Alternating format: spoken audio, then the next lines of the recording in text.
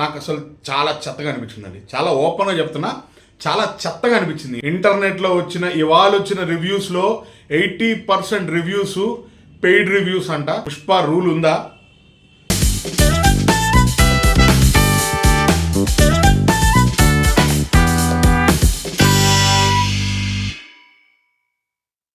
Hello everyone, welcome to తాలింపు studio reviews. ఏదైతే మనం 3 రోజుల నుంచి మనము హడావిడి చేసాము, మొత్తం ఇండియా అంతా హడావిడి జరిగింది. పుష్ప పుష్ప పుష్ప పుష్ప పుష్ప రూల్ ఉందా, లేకపోతే రూల్ ఓవర్ అయిపోయింది, పక్కకి వెళ్ళిపోయిందా? పుష్ప సినిమా ఎలా ఉంది, దీని గురించి చాలామంది వెయిట్ చేస్తున్నారు. ఆల్రెడీ చాలా రివ్యూలు చెప్పేస్తున్నారు. అందరూ చెప్పిన దానికంటే భిన్నమైన రివ్యూ ఇది.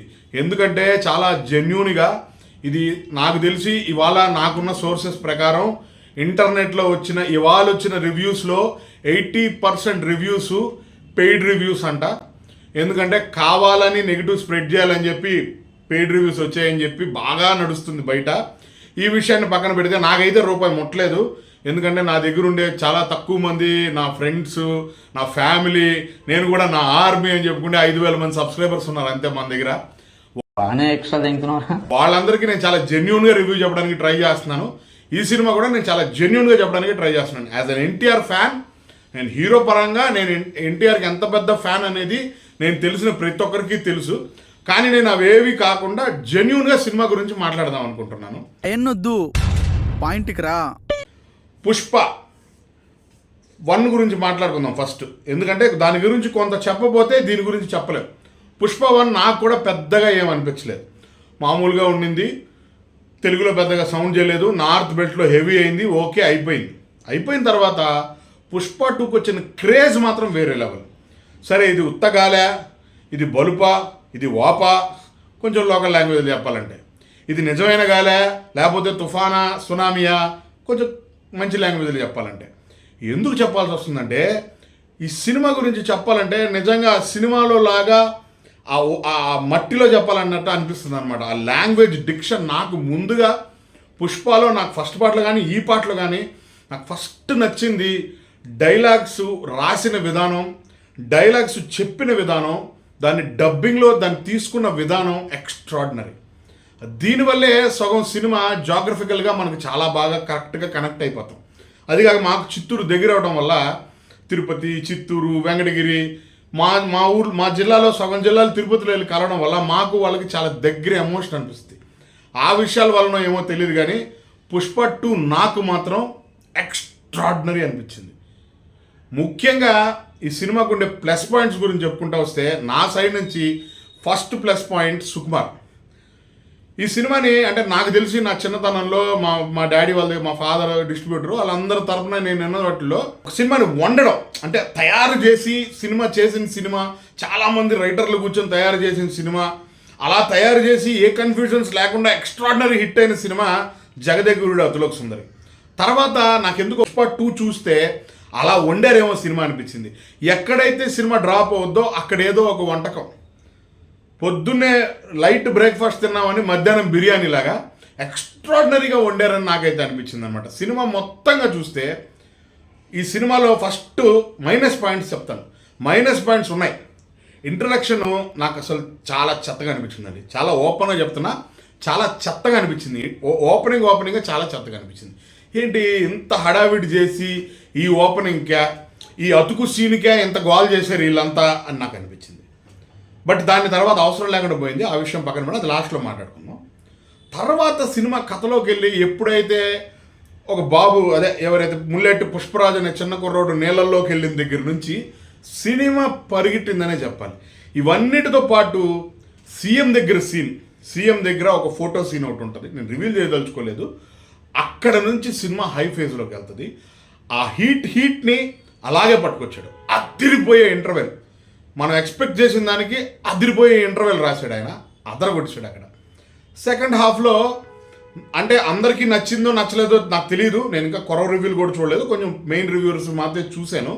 వాటిల్లో రష్మిక గురించి ఎవరేం చెప్పారన్న విషయం నాకైతే తెలియదు. కానీ రష్మిక ఏదైతే ఇప్పుడు మనకి నరసింహనాయుడులో సిమ్రాన్ గారి సీన్ ఉంటుంది, భర్త గురించి వకాల్తా తీసుకొని భర్త ఏంటి అనేది ఆ వాల్యూని చెప్పే సీన్ ఏదైతే ఉందో అది రిపీటెడ్గా అనిపించింది నాకు. బేసిక్గా ఆవిడేం అంత గొప్పగా చేసిందని నాకు అనిపించలేదు, నా ఫీలింగ్ అనమాట.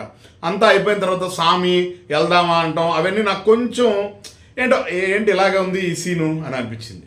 ఇవే అండ్ అర్ధాంతరంగా సినిమా మూసేశారు అనే కంప్లైంట్ అయితే నాకు కూడా ఒక పాయింట్లో ఉంది, ఎక్కువ మందికి కూడా అదొక కంప్లైంట్ ఉంది. ఇవే మైనస్ పాయింట్లు. మిగతా విషయాల్లో సినిమాలో ఒక 4 ఎపిసోడ్స్ అండి.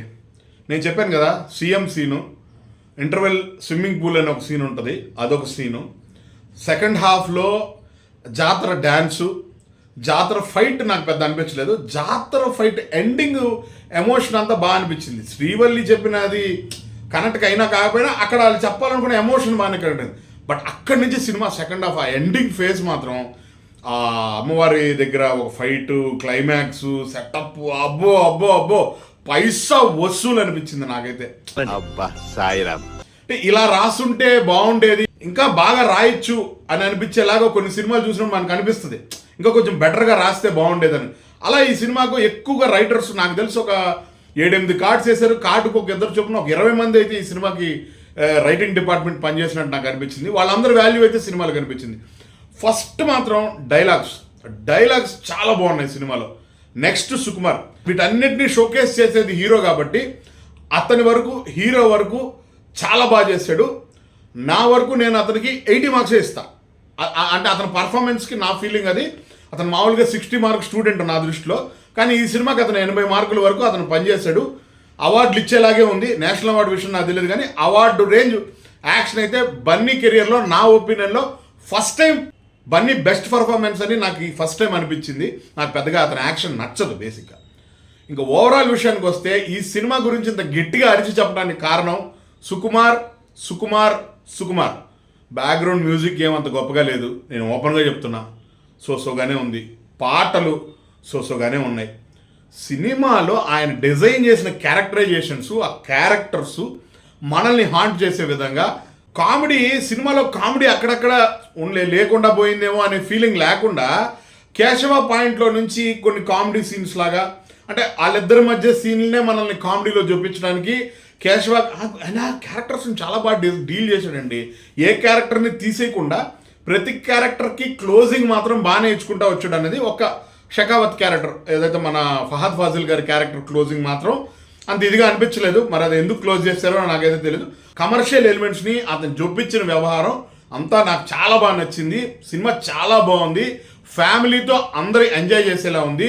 స్పెక్యులేషన్స్ నమ్మద్దు, యాంటీ రివ్యూస్ నమ్మద్దు, పెయిడ్ రివ్యూస్ నమ్మద్దు. అందరూ ఫ్యామిలీతో వెళ్ళి పుష్ప 2 చూడండి. చూసి నేను చెప్పిన రివ్యూ అబద్ధం అయితే కనుక నాకు కామెంట్స్ రూపంలో మీ ఒపీనియన్ని నాకు తెలియజేయండి.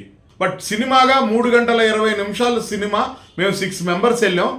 మాలో ఎక్కువ మందికి ఉన్న కంప్లైంట్ ఏంటంటే ఇంకొక 15-20 నిమిషాలు సినిమా ట్రిమ్ చేయాల్సిందని. నాకైతే ఆ ప్రాబ్లం కూడా లేదు. కాస్ట్యూమ్స్ బాగున్నాయి సినిమాలో, కెమెరా వర్క్ బాగుంది, మ్యూజిక్కే కొంచెం వీక్గా ఉంది. కానీ ఫ్యామిలీ అంతా కూర్చొని మీరు అందరూ ఎంజాయ్ చేయొచ్చు. పైసా వసూలు సినిమా. పుష్ప 2 రివ్యూ నేను చెప్పింది కనుక తప్పు అయితే 1500 కోట్లు కలెక్ట్ చేస్తాను నేను ఇప్పుడు కూడా చెప్తున్నాను. సినిమా చూసాక కూడా నా ఒపీనియన్ తప్పు అనుకుంటే మీరందరూ మీ ఒపీనియన్స్ని కామెంట్స్ రూపంలో తెలియజేయండి. మరిన్ని సినిమా రివ్యూస్తో, మరిన్ని విశేషాలతో మీ ముందుకు వస్తూనే ఉంటాను. స్టే ట్యూన్ టు తాలింపు స్టూడియో. Signing off. కళా సందీప్. We love cinema.